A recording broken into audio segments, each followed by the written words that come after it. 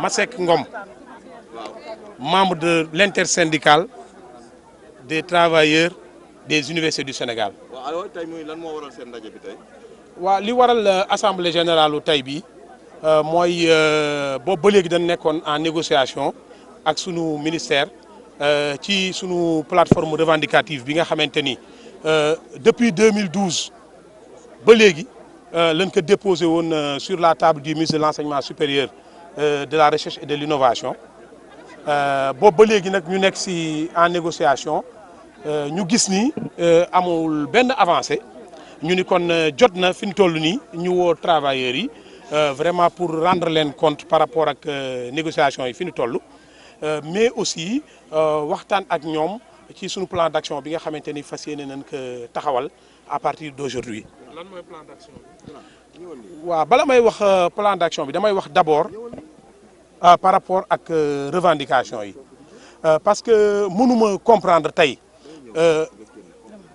ñun ñu doon une composante incontournable des universités muy les PATS les personnels administratifs techniques et de service ñu am sunu ay revendications yoo xamante ni tey moom la ñu posé sur la table du ministre de l'enseignement supérieur ministre bi nekkewul ak ñun lu dul def ay dilatoire bés bu nekk mu woonu mais bu nu woowee rek ay waxu naxasa kan nang la ñuy wax ay wax yoo xamante ni nit mënu ko nangu nit mënu ko dégg man yaakaaroon naa ni difficulté yi université yi nekk ak problème yi université yi jógee moom xalaatam leneen la waroon doon lu laat di yëngalaat fitna wala di yëngal coono ci biir université yi ni mu koy yëngalee mooy di provoquer les personnels administratifs techniques et de service yu nu doon parce que mënuma nangu ñu poser ay doléances yoo xamante ni tey jii c'est des revendications légitimes parce que tey képp kuy liggéey tey avancement nga bëgg avancement yoo teg ci yoon donc à tous les niveaux sur la grille indemnitaire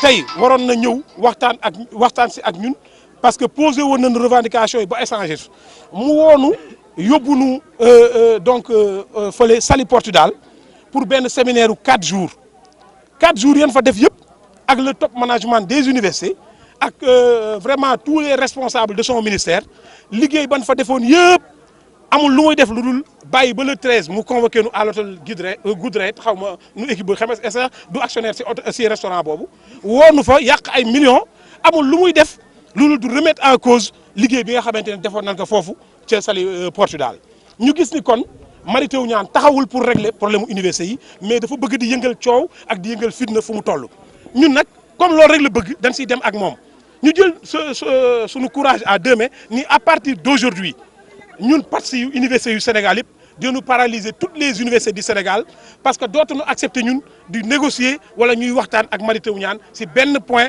bu concerner les travailleurs des universités à partir d'aujourd'hui moom déclaré na boppam ni il est incompétent pour régler nos problèmes donc ñun dootuñu wax ak moom ku dul premier ministre wala président de la République ñun duñu wax ak moom Mary Teuw Niane daal ñun disqualifié nañ ko par rapport à nos revendications dootuñu wax ak moom donc tey si le gouvernement est disposé à régler nos problèmes nanu woo en négociation ñu wax ak premier ministre wax li nga xamante ne tey ñun mooy sunu doléance mais dootuñu wax ak Mary Teuw. Bonjour, je m'appelle Oumar Kholl, secrétaire général du CENTUS et membre de l'intersyndicale des PATS des universités. Voilà, ce matin, les camarades des universités se sont réunis en assemblée générale suite à la rencontre du 13 avec le ministre. De quoi il s'est agi? Il s'est agi que depuis le mois de janvier 2018, les PATS des universités avaient déposé sur la table du ministre une plateforme revendicative.